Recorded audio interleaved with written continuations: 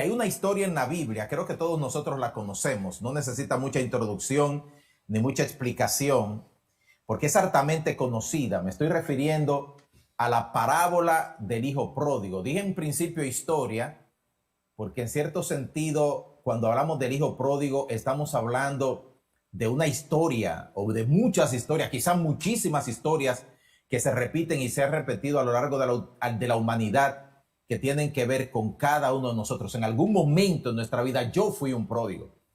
En algún momento de nuestra vida probablemente cada uno de nosotros hemos sido pródigos, y sea que nos hayamos dado cuenta o no, esta historia se repite una y otra vez en la historia de casi cada ser humano.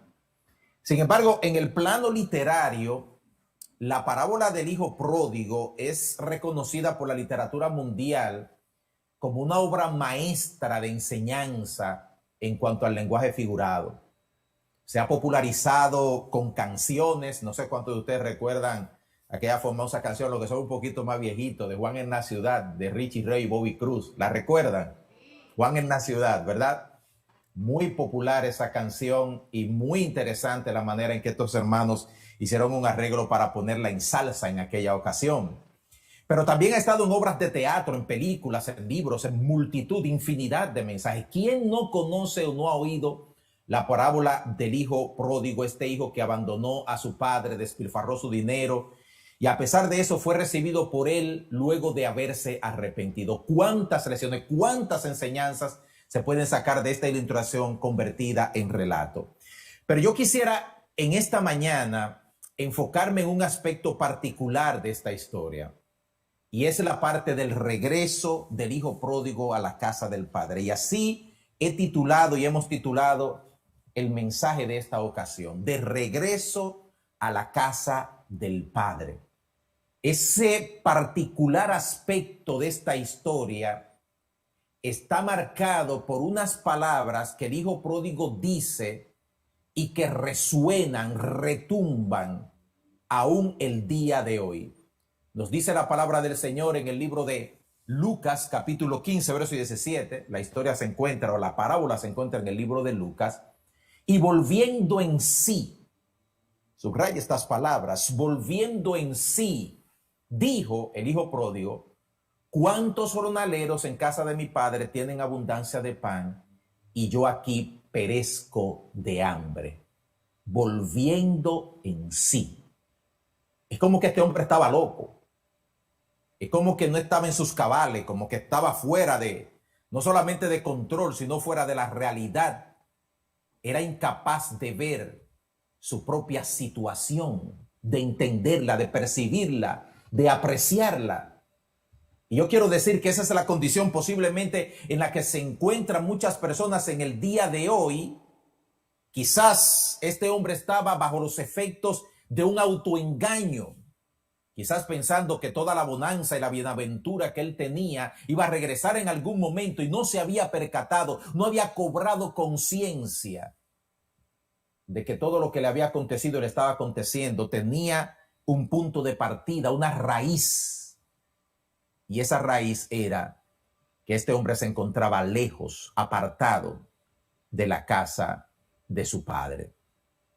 El contexto de la historia es bien interesante. Si usted quiere ir conmigo al libro de Lucas, capítulo 15, ahí se encuentran tres parábolas en el capítulo 15 del Evangelio de Lucas. Cada una de estas parábolas nos habla de un tema en común, un tema en particular. Ellas nos hablan acerca de cosas perdidas. La primera parábola es la parábola de la oveja perdida. La segunda parábola es la parábola de la dracma o la moneda perdida. Y la tercera parábola, quizás la más extensa de todas las parábolas que tenemos en la Biblia, es la parábola del hijo perdido. Quiero decir, mis amados hermanos y amigos que nos escuchan tanto en las redes como aquí en el edificio de Gosén, que el protagonista de esta historia no es el hijo, no es el hijo que representa quizá a todos nosotros los descarriados. La historia es el papá. Creo que está mal nombrada, o esta parábola En vez de llamarse la parábola del hijo pródigo, debería llamarse la parábola del padre amante, porque es alrededor de este padre que gira toda la historia, y es el padre el que verdaderamente hace que las cosas sucedan en medio de toda la historia. Y es por eso que la parábola comienza en el versículo número 11 diciendo de una manera muy sencilla: un hombre tenía 2 hijos. Y escuche esto, por favor, escuche con mucha atención. Estos 2 hijos representan, por un lado, el que se quedó en la casa al pueblo de Israel, y el hijo pródigo, que es el más conocido y mencionado de todos, a todos aquellos no israelitas que han convenido en regresar a los brazos de Dios de alguna manera. La parábola está dirigida a aquellos hombres y mujeres de corazón duro, que muchas veces las personas están prestas a que se le perdonen a ellos y se le concedan que sus pecados y sus malquerencias y sus actitudes delante de Dios de alguna manera sean pasadas por alto, como decimos nosotros, perdonadas. Pero cuando se trata de otros, de los pecados de otros, especialmente los pecados que nosotros concebimos no son nuestros pecados preferidos, somos crueles con los demás. Y es por eso que Jesús presenta esta parábola y se la presenta a aquellos hombres y mujeres que pensaban y entendían que como el hermano mayor habían estado siempre en la casa del Padre y no comprendían ni concebían que Dios hiciera lo mismo con el hijo pródigo. La historia en sus inicios comienza con este muchacho en casa de su padre y con su hermano, y todo lo que pinta, por lo menos ese versículo inicial, es que parece que todo andaba bien, todo estaba feliz. Pero dice la historia que el hijo menor, este hijo menor, le dijo a su padre: padre, dame la parte de los bienes que me corresponde. Y es interesante que sea el hijo menor y no el mayor, porque precisamente el hijo mayor, de acuerdo a la tradición y a lo establecido por las leyes en el pueblo de Israel, era el hermano a quien le correspondía todo aquello que venía del padre, la herencia, la primogenitura, etcétera, etcétera, etcétera. Usted lo ve en el caso de Jacob y en el caso de otros hijos, de acuerdo a las escrituras. El hijo menor le correspondía una parte, pero no tan exquisita, no tan buena como la que correspondía al hermano mayor. Cuenta la historia, y quiero poner esto en el contexto para llegar al punto del versículo que acabo de leer, este volver en sí, este despertar de este muchacho. Que este muchacho toma la parte de sus bienes que le corresponde y se va a una provincia apartada, una provincia lejos de su padre, una provincia apartada de aquel que le había dado todo lo que él tenía. Y esta actitud, mis queridos hermanos y amigos, fuera de hacer la voluntad de Dios, aparte de la presencia de Dios, esta actitud de quiero hacer ahora lo que se me antoja, es tan repetitiva en la historia de la vida de muchos de nosotros. Queremos las bendiciones de Dios, pero no la supervisión de Dios. Queremos las bendiciones de Dios, pero no dar cuentas a Dios. Y concebimos a veces a Dios de una manera tal que Dios conceda que nosotros vivamos a nuestra manera y aún así nos siga bendiciendo. Pero llega un momento en que este muchacho se queda sin recursos. Se queda sin recursos por 2 razones. Dice la palabra del Señor que comenzó a desperdiciar lo que tenía y comenzó a vivir perdidamente. Una actitud que lleva a una consecuencia, y una consecuencia devastadora. En este alejamiento y esta consecuencia, no solamente, mis queridos hermanos, se encuentran las personas que físicamente se alejan del lugar de la bendición, del lugar donde Dios te ha puesto para que tú recibas amor, cariño, abrazos y todas aquellas cosas que Él ha previsto para nuestra felicidad. No solamente nos alejamos físicamente, pero puede ser que nuestros corazones se alejen del lugar de la bendición, aunque nuestro cuerpo se quede en el mismo lugar. Y te puedo decir por experiencia que podemos estar en la iglesia, pero nuestro corazón es tan lejos de Dios como el hombre que ahora mismo se acaba de despertar en la casa de su amante haciendo un adulterio. Estamos en la iglesia, pero nuestros corazones están amarrados, amargados, quejosos, cuestionando, criticando y haciendo toda suerte de cosas. Nuestro cuerpo está ahí. pero nuestro corazón está alejado de Dios. ¿Cuántas personas hoy en día parecemos vivir una doble vida que aparenta una cosa, porque nadie ve lo que hay en nuestro corazón, pero en la realidad de nuestro interior se vive otra? Un esposo está en la cama con su mujer acostada, su esposa, pero su mente y su corazón están en fornicación y adulterio en la casa de la amante, y su cuerpo está ahí, pero su corazón está apartado, alejado del lugar, del sitio de la bendición. Esposas en un lugar con sus esposos, pero apartados de ellos, porque sus corazones y sus mentes no están en armonía con el espacio donde se encuentran. Padres divorciados de sus hijos e hijos divorciados de los padres, lejos, apartados del lugar de la bendición. Y en ese estado, mis queridos hermanos, y en esa situación, lo que hay es pérdidas. Escúchame bien lo que estoy diciendo, pérdidas. Perdemos el empleo, perdemos la salud, perdemos el matrimonio y la relación que tenemos con nuestros familiares, perdemos lo más preciado quizás en nuestras propias iglesias y lugares donde adoramos a Dios. Pero todavía, escuche esto, no cobra este muchacho conciencia de que la fuente principal de su desgracia es que está lejos de la casa de su padre, lejos de Dios. Hay personas que vienen a la casa de Dios y vienen inclusive a Dios en oración porque quieren que Dios le devuelva el empleo que perdieron, la salud que perdieron, la mujer que se le fue o la relación con los hijos que han perdido. Y Dios le dice muchas veces a muchos de nosotros, es que no es ese tu problema. El problema no es que has perdido cosas. El problema es que has perdido tu relación conmigo. El problema es que no estás en el lugar de la bendición donde yo te he querido colocar. Nosotros nos enfocamos en las cosas que perdemos y Dios se enfoca en lo más importante, que es la pérdida de su misma presencia, la pérdida de su misma intimidad con Él. Y es ahí donde Dios permite que circunstancias se acentúen en nuestras vidas para causar malestar. Mire, muchas veces las personas piensan en el castigo de Dios y piensan en la disciplina de Dios en términos tan horripilantes que a veces hasta predicadores se niegan a hablar acerca de eso. Pero yo quiero decirle que la disciplina y el castigo de Dios son parte del amor de Dios. Son parte del amor de Dios porque Dios no quiere y no concibe que nosotros vivamos vidas apartados de Él, porque Él sabe que fuera de Él lo único que nos espera es destrucción. Y dice la palabra del Señor que además de lo que había pasado con este muchacho y su banquete de consecuencias, vino una gran hambre también a aquella provincia precisamente cuando este muchacho todo lo hubo malgastado. Lo que me llama la atención de la historia y el punto que deseo enfatizar es que todavía él piensa de que se trata de que él pueda hacer algo para salir de su miseria.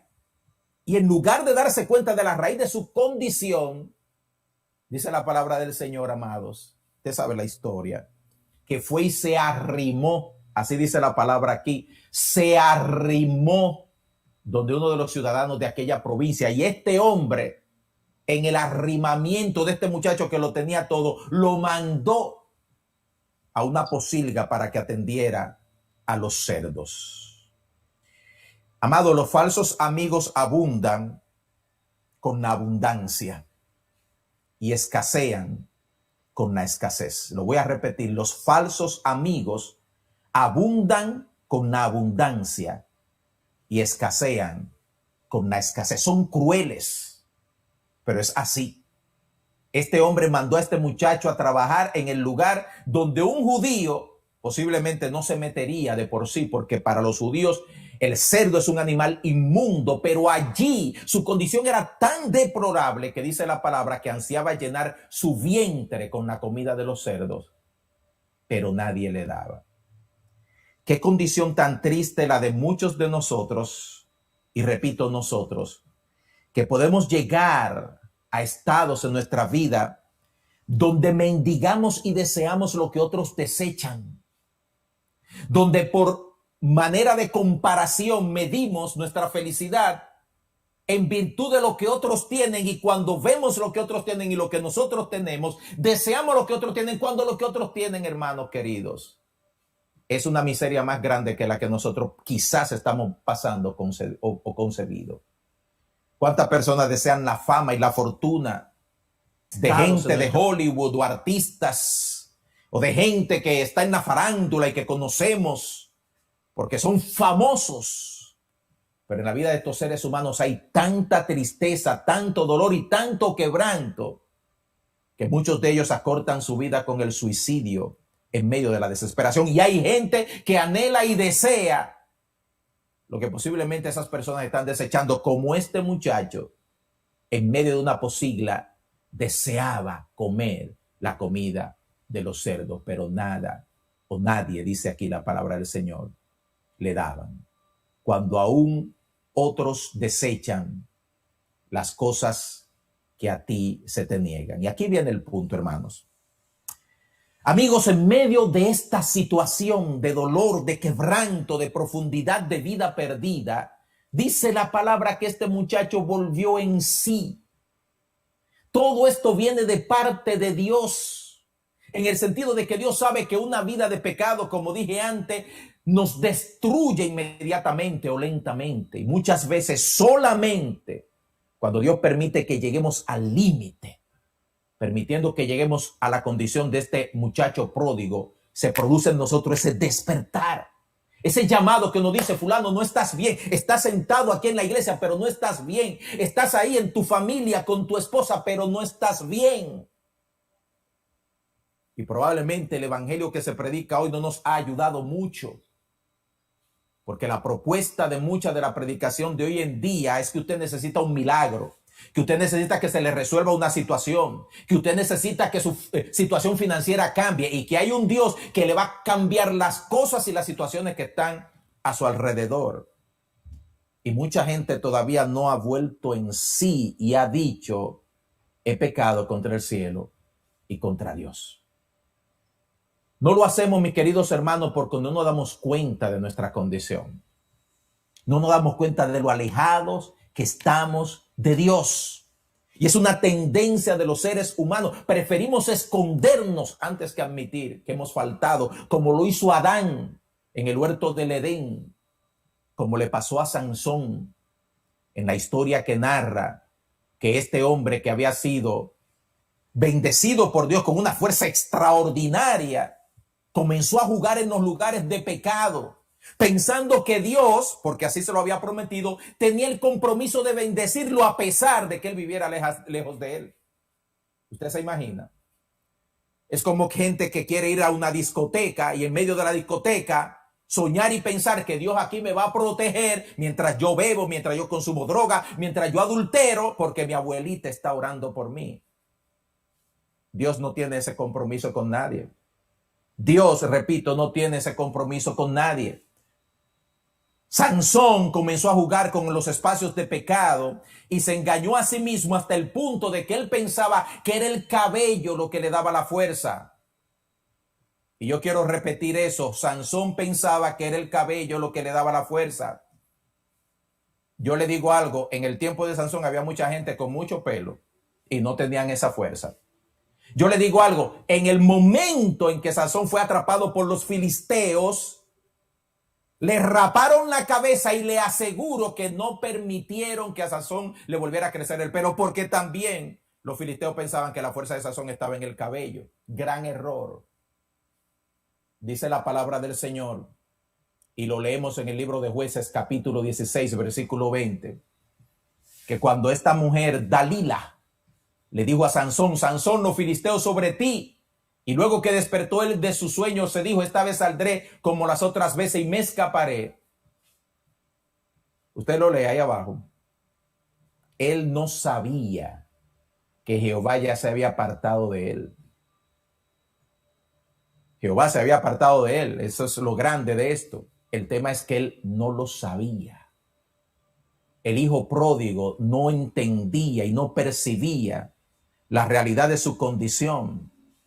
¿Cuántas personas estamos en el día de hoy en la misma situación de no percibir y entender que estamos alejados de Dios y necesitamos reconciliarnos con Él? Que no se basa en nuestra seriedad, ni en nuestra decencia, ni en nuestra promoción o autopromoción de nuestras virtudes. Que se trata de medirnos con el Dios que demanda santidad y perfección total y nosotros no la tenemos. Sansón pensaba que la fuerza estaba en el cabello, pero la fuerza estaba en su comunión y su relación con Dios, la cual él había perdido. El pueblo de Israel hizo lo mismo, nos dice la palabra del Señor en el libro de Oseas, capítulo 7, verso 9. Devoraron extraños su fuerza.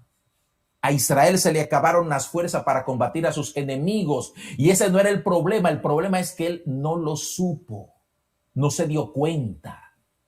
Aún canas le han cubierto, dice la palabra, se volvió viejo, envejeció en la juventud de ser nación. Pero él no se dio cuenta, no percibió, no supo que había envejecido. Y la pregunta para nosotros en el día de hoy es, ¿nos damos cuenta de nuestra condición? Hay personas que seguirán pensando que lo que necesito en mi vida es un nuevo préstamo para resolver los problemas financieros que tengo, otro trabajo, cambiar de lugar, mudarme, otra mujer, otra familia, un hombre distinto. Pero Dios te está diciendo, el problema es que estás lejos de mí, en una provincia apartada. Para el hijo pródigo fue en primera instancia un asunto de comparación. Lo que él dice a continuación es revelador. Él dice, ¿cuántos jornaleros en la casa de mi padre, cuántos jornaleros en este momento están mejor que yo? Yo aquí me estoy muriendo de hambre y hay jornaleros en la casa de mi padre que están en mejor condición que la que yo tengo. Un asunto de comparación, como si de eso se tratara el asunto. Como si de eso se tratara, una competencia de quién está mejor y quién está peor. ¿Cuántas veces yo, usted, nosotros nos hemos comparado con otros para medir nuestra bonanza o aún nuestra relación con Dios? Yo no soy como ese borracho. Yo no soy como ese drogadicto. Yo no soy como ese hombre que abandonó a su mujer. Yo no soy como fulano. Yo no soy. No se trata de comparación. La relación con Dios no es una competencia que la ganan los que están mejores y la pierden los que están peores. Es un asunto individual de medirte con el Dios que demanda santidad absoluta y perfección absoluta. Y tú ni yo la tenemos. Pero es bueno. Yo digo que es bueno que en un sentido Dios utilice este mecanismo para este despertamiento.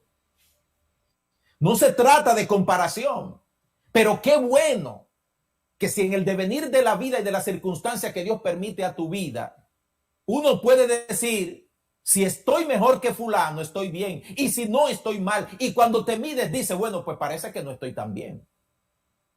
Dios permite que nuestro propio código de justicia nos diga algo, nuestra propia conciencia nos hable. Y en ese momento y en ese espacio yo digo, y permítame inferir, que eso está bien, que Dios permita que nos comparemos. Pero el hijo pródigo hizo algo que es el punto definitivo de cambio que todo ser humano necesita en el día de hoy. Lo necesitó él ayer y lo necesitaremos siempre. En este volver en sí, en este despertamiento de, wow, ¿dónde estoy? ¿Qué ha pasado con mi vida? El hijo pródigo hizo tres cosas reveladoras, y yo le invito a que me acompañe a verlas. Dice en el libro de Lucas, capítulo 15, verso 18 al 20, que él dijo, me levantaré e iré a mi padre. Dos cosas. Me levantaré y en segundo lugar iré a mi padre. Y en tercer lugar le diré, Padre, he pecado contra el cielo y contra ti. No soy digno de ser llamado tu hijo. Aquí hay tres elementos vitales. Lo primero, No tienes por qué quedarte en el lugar donde estás. No tienes por qué quedarte en la indiferencia de tu situación. Yo ni siquiera voy a concebir de que estoy hablando con personas que están en estados de pecado tan deplorable que la misma sociedad se asombra y se admira de dónde estás. Solamente voy a referirme y a remitirme a no quedarte en el estado de indiferencia ante una realidad y una situación que se llama que la única condición que te lleva a estar en amistad y en relación plena con Dios es cuando confiesas tus pecados y recibes a Cristo en tu corazón y decides una vez y por todas ponerte a cuentas con Dios. Que no hay negociación fuera de eso. Que no se trata de algunos cambios que voy a introducir en mi vida, que no se trata de un acercamiento más a la religión, que se trata de una relación diáfana con Dios que tiene un principio cardinal y ese principio cardinal se llama arrepentimiento. Todos tenemos que arrepentirnos. Todos necesitamos pedir perdón. No hay hombre justo sobre la tierra que haga el bien y nunca peque. Y si vas a acercarte a Dios y si voy a acercarme a Dios, no lo voy a hacer bajo autorrecomendación. Decimos en dominicano y en buen dominicano, no podemos allantar a Dios. No podemos recomendarnos delante de Dios porque Él sabe lo que todos saben y lo que nadie sabe, lo que está a la luz, lo que está en lo oscuro, lo que está dentro y lo que está fuera de nosotros. La única manera de acercarnos a Dios correctamente es en honestidad y sinceridad. Y decirle, Señor, tú sabes quién yo soy. Tú sabes lo más íntimo de mí. Tú sabes lo más profundo de mí. Tú sabes lo que hice en lo oscuro, en lo claro, lo que todos saben, lo que nadie sabe. Tú lo sabes todo. Aquí estoy delante de ti. Y por eso el hijo pródigo no solamente se levanta, sino que dice, voy a ir a mi padre. Voy a ir a mi padre como estoy. Sucio de posilga, hediondo de los cerdos, pero voy a ir a mi padre. Y Dios no espera que nosotros vayamos delante de él con maquillaje, como para impresionarle. Mira qué bonito me veo, Dios, con este embadurnamiento de religión, con esta máscara que tengo, de todo lo que la gente llama decencia, de todo lo que la gente llama buenas cosas. Aquí estoy para... No. Venga Dios tal y como usted está. Venga Dios con sus cargas, venga Dios con sus necesidades, venga Dios con sus dolores, venga Dios con su malquerencia, venga Dios con todo lo que usted tiene y como usted lo tiene, porque Dios es el experto arreglador de todas las situaciones de nuestras vidas que no están correctas, que no están derechas. Este muchacho, dice la Biblia, se levantó y dijo, voy a ir a mi padre. Y lo tercero que hizo fue confesar, Padre, he pecado.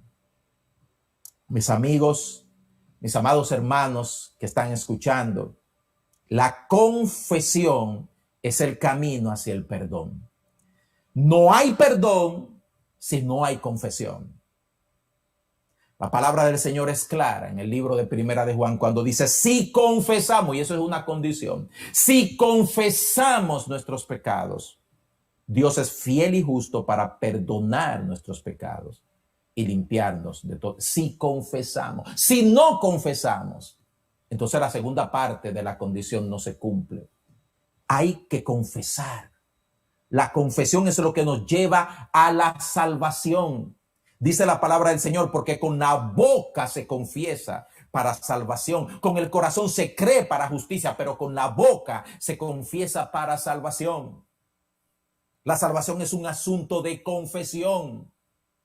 El que me confiesa delante de los hombres, dice el Señor, el que me confiesa, el que me declara, el que se identifica como seguidor mío delante de los hombres, yo le voy a confesar delante de mi Padre que está en los cielos. El que se avergüenza, el que lo esconde, el que no está dispuesto a identificarse conmigo, tampoco yo lo voy a hacer. Y eso es por inferencia. Este muchacho tomó la parte que usted y yo tenemos que tomar, la parte que un día yo tuve que tomar, la parte que muchos de los que estamos aquí en este auditorio tuvimos que tomar y la parte que todo aquel que quiere encontrarse con Dios tiene que tomar. por principio del mismo Dios que da la salvación y lleva a la gente al cielo. Lo lindo de esta historia, la parte más importante posiblemente, es la parte de este maravilloso encuentro de este muchacho con este padre amante.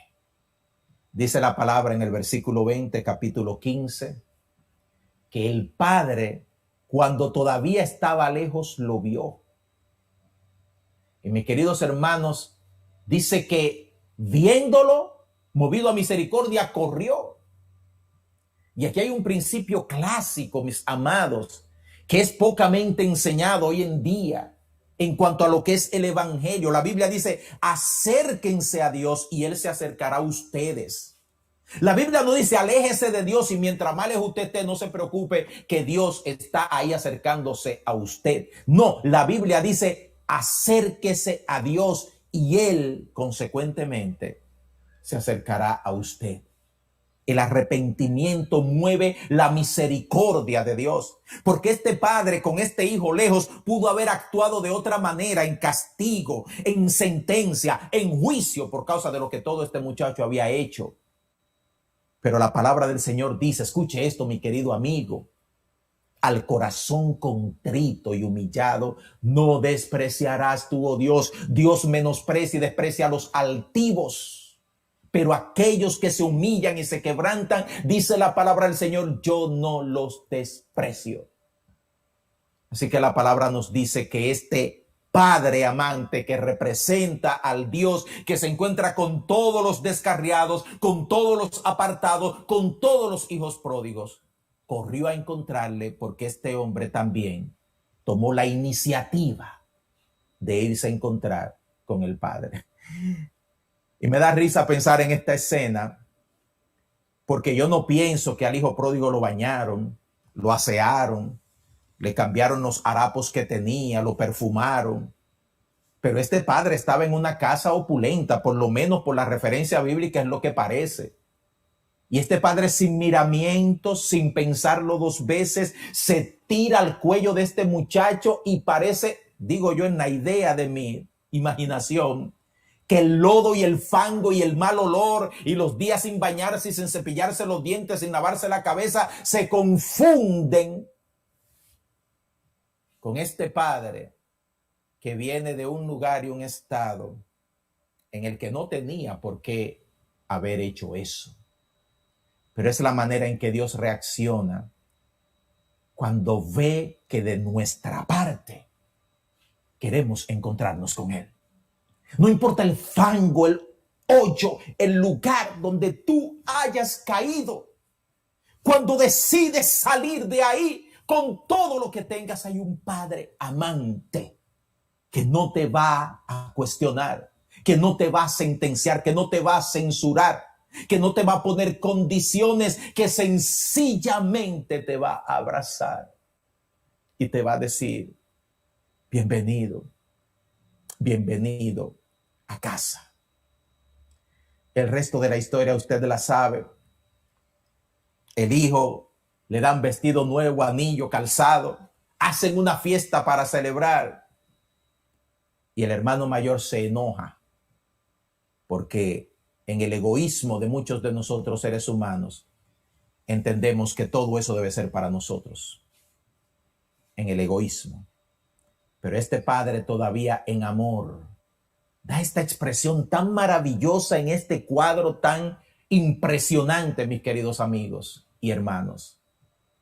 No teníamos que gozarnos y celebrar y alegrarnos porque tu hermano, mi hijo, estaba muerto, pero resucitó, estaba perdido, pero se encontró.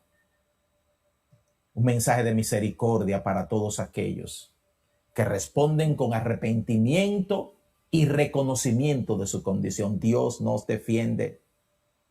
Dios nos defiende. No es para aquellos que se autorrecomiendan, se excusan y se justifican, sino para aquellos que pueden decir, sí, he pecado, Dios mío, no soy digno, no merezco nada de ti, Aquí estoy con el lodo, el sucio, los harapos de mi vida. Perdóname, sálvame, te necesito. Y la respuesta de Dios es, si tú vienes así, si tú vienes a mí, yo no te echo fuera. Yo te doy la bienvenida. El amor de Dios está disponible, mis amados amigos y hermanos, para todos y cada uno de nosotros. Pero aún el amor de Dios está condicionado a que nosotros también respondamos a ese amor. Yo insisto en que no hay persona en este mundo que vaya a ir a la condenación, sino pasando por alto todas las muestras y expresiones del amor de Dios, todos los mensajes que Dios te ha mandado a través de muchas personas, todas las situaciones en la vida que tú has tenido que atravesar, en las cuales Dios ha llamado tu atención. Gente a tu alrededor, tu abuela, tu mamá, tu prima, tu primo, tu hijo, tu hija, que te han hablado y te han mencionado el plan de Dios para tu salvación. Dios mismo, que quizás hasta en sueños se te ha revelado, y a pesar de todo eso y con todo eso, estás en la provincia apartada, quizás con la decisión, pero sin haber tomado el paso de regresar a la casa de tu Padre. Vuelve en ti, vuelve en ti. Mira a tu alrededor, mira a tu interior. Y permite que la luz de Dios te ilumine. Y en esa iluminación ven al Dios que te ama. Y dile, Padre, te necesito. Te necesito. Y este es el momento en que te invito a que vengas a mi vida, la cambies, la transformes, la limpies, me hagas una nueva criatura. Me pongas en el lugar de la bendición, porque en esta hora estoy arrepintiéndome de todo aquello que te ha ofendido, que te ha causado dolor, que ha quebrantado tu corazón de alguna manera. Esa es la parte impresionante de esta parábola del hijo pródigo. ¿Se ha dado cuenta usted? Yo quisiera en este momento orar a Dios e invitarle a que usted cierre sus ojos con nosotros. Si está en las redes, YouTube, cualquier otro de los canales, si está viendo este video en diferido, si está en el templo, cierre sus ojos con nosotros. Y si su corazón está ahora mismo tocado, no por este mensaje necesariamente, sino por el Dios que le ama, y usted puede abrir sus ojos espirituales y decir, de verdad que necesito a Dios en mi vida. Quisiéramos en este momento acompañarle y ayudarle, guiarle en una oración de fe para que usted permita que Cristo venga a su vida.